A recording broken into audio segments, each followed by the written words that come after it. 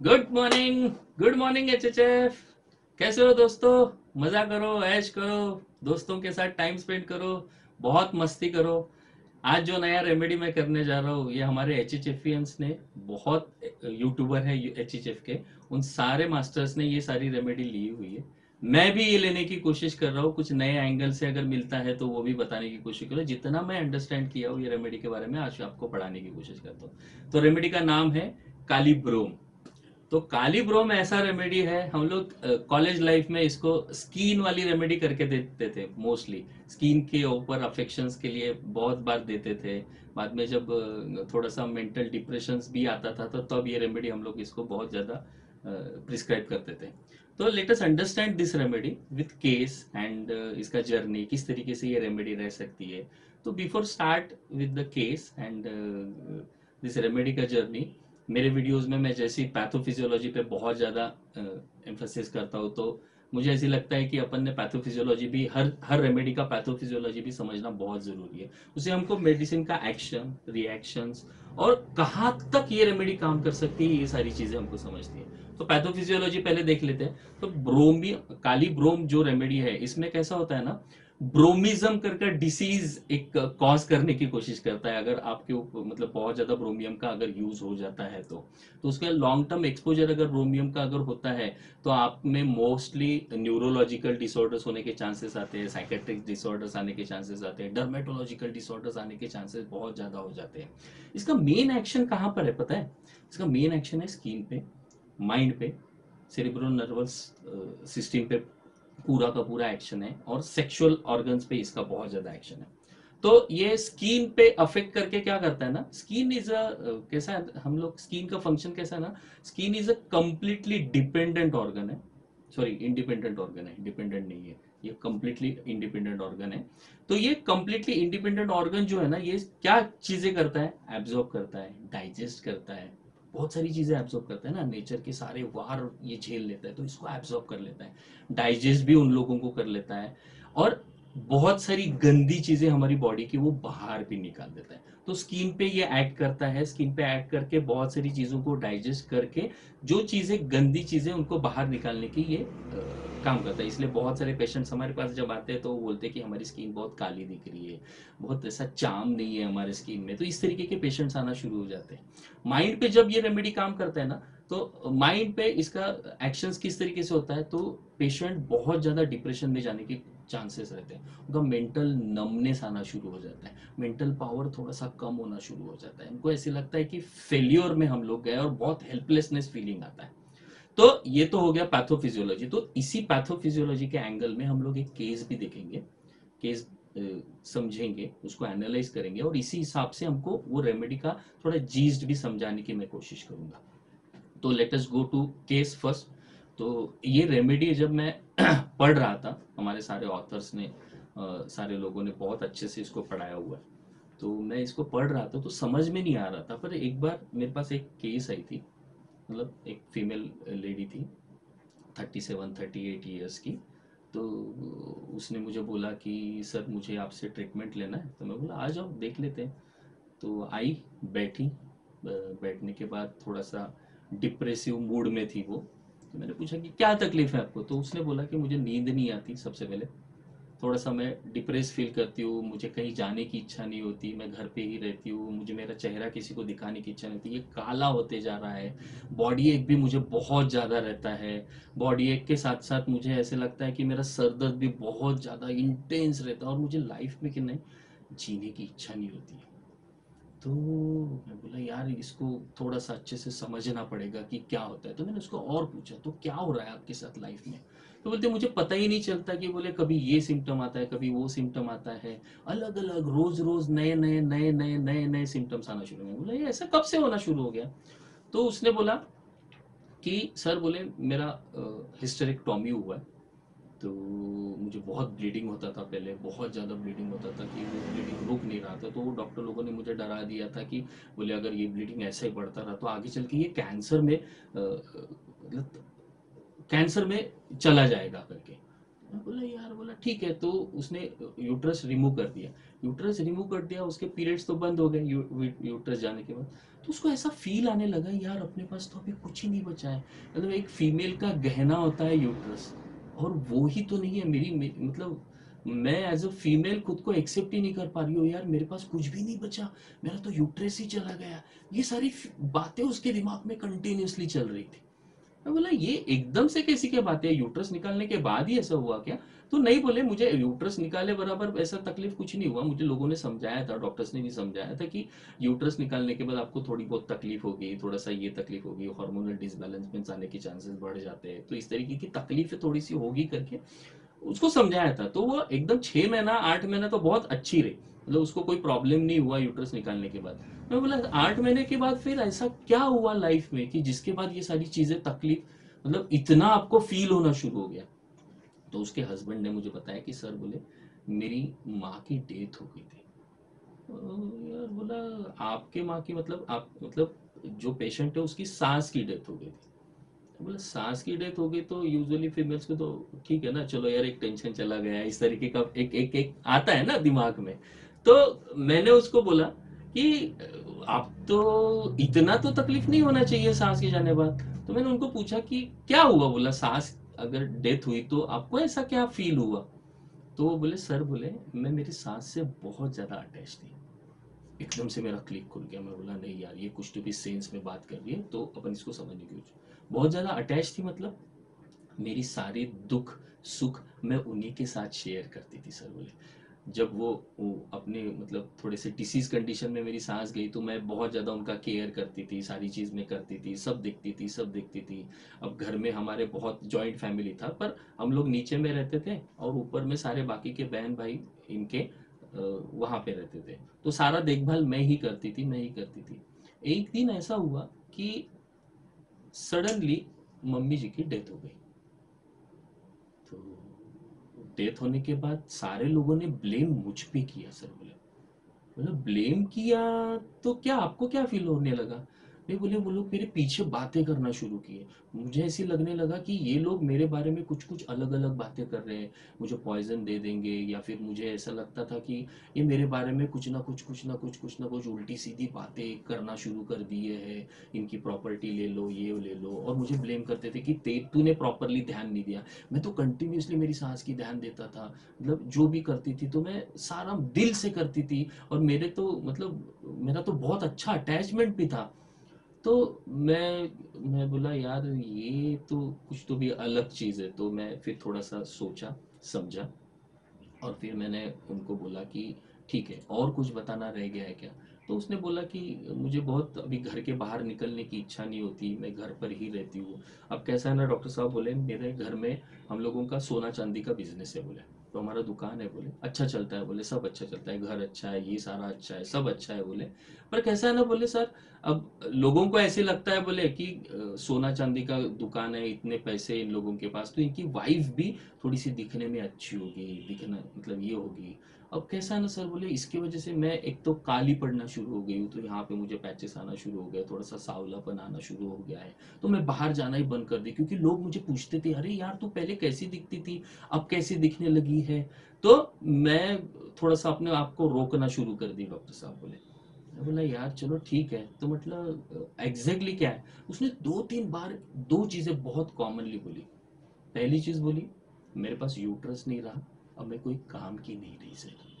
मतलब मुझे मुझे समझ में नहीं आता, मेरे शरीर का एक अविभाज्य विभाग ये रहता है ना, इम्पोर्टेंट ऑर्गन जो है वही चला गया, मतलब मेरे में मैं एज अ फीमेल जो मेरा गहना था वो ही निकल गया। इसने 2-3 बार वो चीज़ बोली।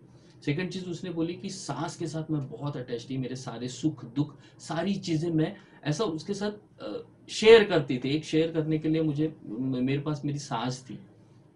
चलो फिर मैंने रेपर्टरी में कुछ रूब्रिक्स डाले।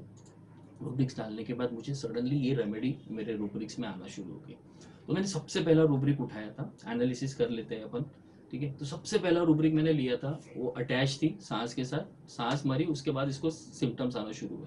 तो सबसे पहला रूब्रिक मैंने लिया था elements from death of love one. Second मैंने रूब्रिक लिया था कि एक एक चीज उसने और ऐड की थी कि मैं भगवान का बहुत ज्यादा करती हूँ, ये करती हूँ, पर अभी मुझे भगवान में कुछ काम करने की इच्छा नहीं होती। मुझे ऐसे लगता है कि भगवान ने इस वक्त तो भी मेरे साथ रहना चाहिए था, अब भगवान मेरे साथ नहीं रहता है। तो मैंने एक एक रूब्रिक लिया था, डिल्यूजन 4 सेकंड। और थर्ड रूब्रिक मैंने लिया था, बहुत इंपॉर्टेंट रूब्रिक है, इसको आप थोड़ा सा डिटेल में समझने की कोशिश करते हैं। That is sadness menopause during. अब ये सैडनेस मेनोपॉज ड्यूरिंग क्या है ना, सैडनेस मेनोपॉज मतलब कंप्लीट सिजेशन ऑफ मेंसेस, मतलब तुम्हारी प्रोडक्टिविटी कुछ नहीं रही, यू कैन नॉट प्रोड्यूस, मतलब आप किसी को बर्थ नहीं दे सकते हो, आप कुछ नहीं कर सकते हो। तो एक फीमेल का एक एक वही तो स्ट्रेंथ है ना, कि वो फीमेल ही ऐसी एक अपने एनवायरनमेंट में बोलो यार, अपने संसार में ऐसी चीज है जो नए बच्चे दे सकती है या फिर नई क्रिएटिविटी कर सकती है। तो इसका यूट्रस ही निकल गया, तो ये ना कुछ कर पाती है ना कुछ कर पाएगी। इसको ऐसे लगता है कि मेरी फीमेलिटी चली गई है, मुझे मुझे मुझ में अब वो चीज़ नहीं रही है जो पहले मेरे को मेंसेस आते थे, मैं बच्चे पैदा कर सकती थी, वो सारी चीज़ें अब नहीं रही है। इसकी वजह से वो बहुत सैड हो गई। तो this is sadness menopause during. तो एक रूब्रिक और था जो मेरे मतलब रेपर्टरी चार्ट में आ रहा था, और थोड़ा सा मैंने उस रेमेडी को भी एक्सट्रैक्ट करके समझने की कोशिश की। तो that is sadness in impotency. Impotency मतलब मैं पोटेंट रह ही नहीं, आई एम हेल्पलेस, मैं कुछ भी नहीं कर सकती थी। तो इसके ऊपर से मैंने काली ब्रूम उनको प्रिस्क्राइब किया था। तो ये रेमेडी ने मुझे काली ब्रूम भी समझाया कि किस तरीके से काली ब्रूम रहता है। तो हम लोग थोड़ा सा काली ब्रूम पे लाइट डालने की कोशिश करते हैं।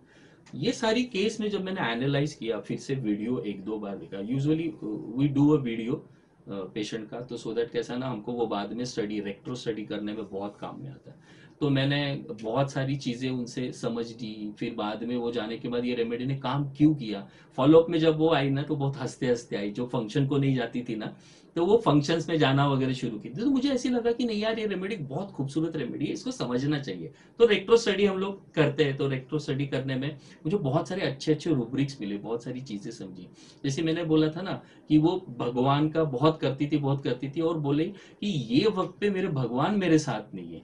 तो this is 4 second feeling. 4 second मतलब when I need you, at that time you are not available to me, that is 4 second feeling. तो एक रूब्रिक है, बहुत ब्यूटीफुल रूब्रिक है, that is delusion 4 second by God.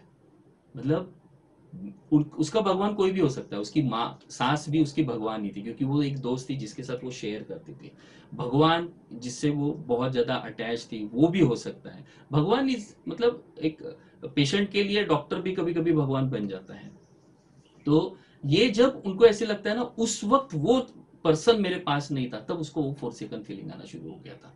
तो ये एक बहुत ब्यूटीफुल रूब्रिक मुझे मिला था। बाद में उसने बोला था कि मेरा यूट्रस निकालने के बाद मुझे सारी तकलीफें शुरू हो गई थी, तो डिल्यूजन, इंजुरीज, बीइंग इंजर्ड, ऐसे भी बहुत सारे रूब्रिक्स आते हैं। कुछ चीजें वो बताते वक्त वो बता दी थी ना कि मेरी जो बाकी की ननद, बाद में फिर जो बड़े भाई की, क्या बोलते हैं उसको, तो बड़े भाई की वाइफ जो है, ये लोग एक दूसरे से बात करते थे, तो इसके दिमाग में बहुत सारी चीजें आती थी, ये मेरे बारे में बात करते थे। तो एक ब्यूटीफुल रूब्रिक है हमारे इसमें, that is delusion conspiracies against him. मतलब आजू बाजू वाले लोग मेरे बारे में कुछ ना कुछ बातें कर रहे हैं, कुछ ना कुछ गड़बड़ करने की कोशिश कर रही है। तो इसके वजह से इसको हेल्पलेस फीलिंग बहुत होता है। तो ये सारे सारे रूब्रिक्स, ब्यूटीफुल ब्यूटीफुल रूब्रिक्स मुझे समझ में, बोला नहीं यार, अब इसको समझने की बहुत बहुत बहुत बहुत इच्छा हो रही थी, मुझे समझ में भी आ रहा था। तो मैं बहुत स्टडी किया। उसके बाद मुझे पता चला कि नहीं, अब इसका जर्नी बनाना बहुत जरूरी है, क्योंकि ये रेमेडी में बहुत सारे मेनोपॉज वाले, इम्पोटेंसी वाले, मेनोपॉज वाले तो बहुत रूब्रिक्स है। तो वो रूब्रिक्स भी मुझे समझना था, तो आज हम उस पर भी थोड़ा सा लाइट डालने की कोशिश करेंगे। लेकिन पहले ये समझते हैं कि काली ब्रोम पर्सनैलिटी पहले इनिशियल डेज में, बीमार होने के पहले कैसा हो सकता है। तो अ, मैंने बहुत सारे रूब्रिक्स देखे, तो उसमें मुझे एक एक अर्ली फेज ऑफ काली ब्रोम मुझे दिखा। जो काली ब्रोम कैसा रहता है ना, पहले चीयरफुल रहता है, रिलीजियस रहता है, बहुत बिजी पर्सनैलिटी रहता है, अपने काम में अपनी दुनिया में मग्न रहने वाला पर्सनैलिटी रहता है। इंडस्ट्रियस रहता है, काम काम काम, ये करो वो करो अमका करो करो, केयर लेके भी बहुत ज़्यादा केयरफुल रहता है। उसको उसको घमंड भी रहता है कि भाई मेरे पास क्या है ना, मेरे पास बंगला है, गाड़ी है, सब है, माँ है, सब है, सब है। तो डिल्यूजन वेल्थ में भी आपको ये रेमेडी बहुत मिलेगा। पर इसका प्रॉब्लम कब स्टार्ट होता है? इसका प्रॉब्लम स्टार्ट होता है जब इसका एक तो बिजनेस फेल्योर में जब ये जाती है, या फिर इसके पास वाला पर्सन जो इसको सपोर्ट देता है, जो इसको साथ रहता है, जिसके साथ ये घुल मिलता है, जिसके साथ अपने इमोशन शेयर करता है, जब उसकी डेथ हो जाती है तब ये पर्सन बीमार पड़ता है। या फिर चार लोगों में जब ये जाता है, तो वो जब फंक्शन में जाती थी ना, तो चार लोगों में जब ये जाता है तो लोग बोलते हैं ना, अरे यार ये कैसी दिख रही है, तो वो एम्ब्रासमेंट भी इसको कि नहीं डिसीज के लेवल पे लेके जाता है। या फिर कोई अगर इसके बारे में बुरा बुरा बुरे बोले, यानी जैसा है ना, ये बहुत ज्यादा काम कर रही थी, अपने सास का सारी चीजें कर रही थी, बाकी तो लोग नहीं कर रहे थे, लेकिन वो लोग बोल रहे थे ना, इसके ऊपर ब्लेम डालना, तेरे वजह से वो सास गई। तो रेप्यूटेशन भी जब लॉस होता है ना, तब ये रेमेडी बीमार होने के चांसेस ज्यादा आते हैं। ये बीमार होने के बाद इसके दिमाग में बहुत सारी चीजें, या फिर कीड़े बोलते हैं ना जो हम लोग, इसको डिल्यूजन्स आना शुरू हो जाते हैं। यार मुझे भगवान ने भी अकेला छोड़ दिया, लोगों ने भी अकेला छोड़ दिया, मेरे साथ कुछ तो भी रॉन्ग होना शुरू हो गया है, delusion crime he had committed a crime, कुछ तो भी मेरे हाथ से गलती हो गई है, यानी about to commit a crime is also there, मतलब मैं अब कुछ ना कुछ कर जाऊंगी। बीच में ये केस में मैं एक चीज बताना आपको भूल गया था, यह औरत ने 2 बार सुसाइड करने की भी कोशिश की थी।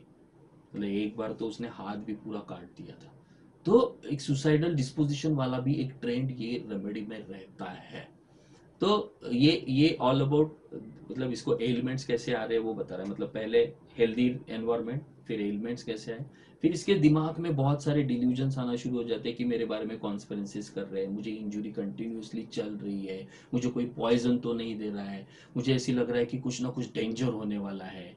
तो ये सारी चीजें इसके दिमाग में कंटिन्यूसली चल रही है, चल रही है, चल रही है, चल रही है। अब यहां से वो जब बाहर निकलने की कोशिश करती है, तो उसको ऐसे लगता है कि यार मेरे लाइफ में कुछ भी नहीं बचा। फिर उसको ऐसे लगता है कि आई एम हेल्पलेस, मैं कुछ नहीं कर पाती, क्या करूं समझ में नहीं आ रहा। फिर इसका कंटिन्यूसली अपने ही ख्यालों में घूमती रहती है, बस वहीं के वहीं, वहीं के वहीं, वहीं के वहीं, घर के अंदर रहना, बाहर नहीं जाना, एक्सपोजर नहीं मिलना, दोस्तों के साथ नहीं मिलना, किसी के साथ नहीं मिलना, हस्बैंड के साथ भी ऐसा बहुत ज्यादा बात नहीं करना, बच्चों के साथ भी बात नहीं करना। ये फिर खुद को रिकॉग्नाइज नहीं करना, मतलब किसी को भी रिकॉग्नाइज नहीं करती, ना फ्रेंड्स को, ना रिलेटिव को, ना किसी लोगों को, या अपने घर वाले फैमिली लोगों को भी। तो ये इस कंडीशन में आना कंटिन्यूसली शुरू हो जाती है, and lastly kali brom personality despair में चले जाता है। डिस्पेयर ऑफ रिकवरी, यार मैं अब ठीक नहीं हो सकती है। डिस्पेयर, जो भगवान से इतना प्यार करती थी औरत, उसको ऐसे लगना लगता है कि यार ये रिलीजियस साल्वेशन में चली जाती है। उसको ऐसे लगता है कि despair, religious despair of solvation ऐसी चली जाती है। फिर ये डिसकंटेंटेड एवरीथिंग विथ चली जाती है, इसको कोई चीज़ समझ में नहीं आती, किसी चीज़ से ये सेटिस्फाइड नहीं होती है। इनडिफरेंस विथ सैडनेस में चली जाती है, एक्सट्रीम सैडनेस।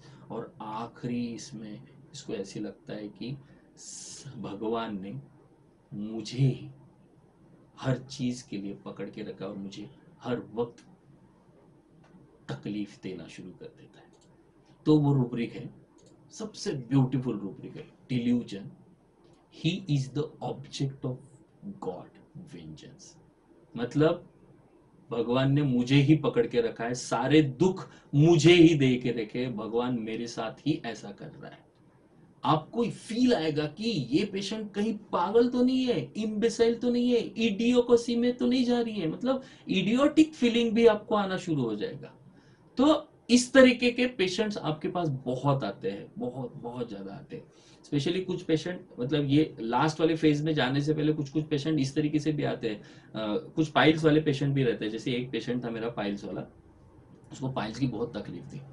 तो उसको मैंने पूछा कि यार तेरे को तकलीफ क्या हो रही है, तो वो हमेशा ऐसा बोलता था कि सर बोले मुझे ना, सर बोले जब भी वो मतलब मैं जब मोशन करने जाता हूँ ना सर बोले, तो ऐसे लगता है कि बाप रे ना जाओ, बहुत खौफ लगता था मुझे, कि ऐसे लगता था कि बाप रे, मतलब एक सत्व परीक्षा है वो मेरे लिए कि भाई मैं वहां जाऊंगा तो मेरे को बहुत तकलीफ होगी। तो मैंने बोला यार इससे ठीक है, बोला फिर ऐसा क्यों है?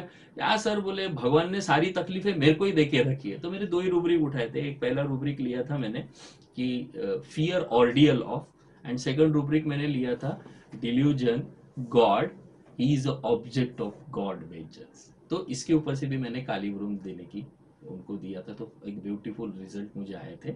तो होप, मुझे ऐसे लगता है कि एक छोटा सा जितना भी छोटे छोटे देर में मैं काली ब्रूम शॉर्ट में आपको जो समझाने की कोशिश किया हो तो आपको समझ में आया होगा। अगर आपको अच्छा लगा होगा तो आप मुझे लाइक करो, शेयर करो, कमेंट करो, और मज़ा करो, मस्ती करो, और दोस्तों के साथ तो हमेशा रहो, सो दैट आपको कभी ये ना फील आए कि यार मेरे पास कोई नहीं है, मेरा दोस्त भी नहीं है, कोई नहीं है। ये फील तो आपको कभी नहीं आना चाहिए। तो ज्वाइन एच एच एफ अगर आप ज्वाइन करोगे तो आपको कभी ये फील नहीं आएगा कि यहाँ दोस्तों की कमी है। So thank you all, subscribe करो, कमेंट भी करो, ऐसी नए नए वीडियोस लेके हम लोग फिर से आएंगे। Thank you all.